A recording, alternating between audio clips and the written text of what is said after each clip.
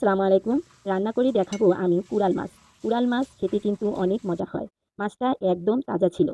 মাছটা কেটে ধুয়ে নিয়ে হলুদের গুঁড়া, লবণ দিয়ে ভালো করে মাখিয়ে নিয়ে একটা প্যানে দিয়ে দেবো তেল।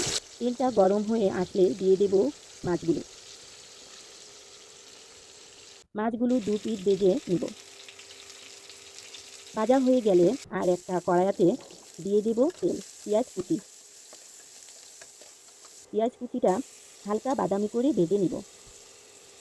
দিয়ে দেবো আদা রসুন বাটা, হলুদের গুঁড়া, মরিচের গুঁড়া, জিরার গুঁড়া দিয়ে নাড়াচাড়া করে কষানোর জন্য দিয়ে দেব অল্প পানি, লবণ। কিছু সময় পর দিব পাটায় বেটে রাখা পেঁয়াজ, কাঁচামরিচ।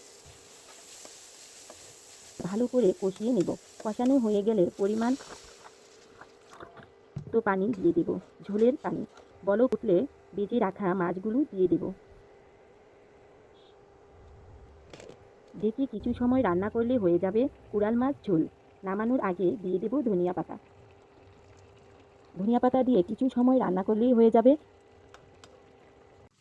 মজার কুড়াল মাছ ঝোল। বাসায় এভাবে রান্না করে দেখতে পারেন। আল্লাহ হাফেজ।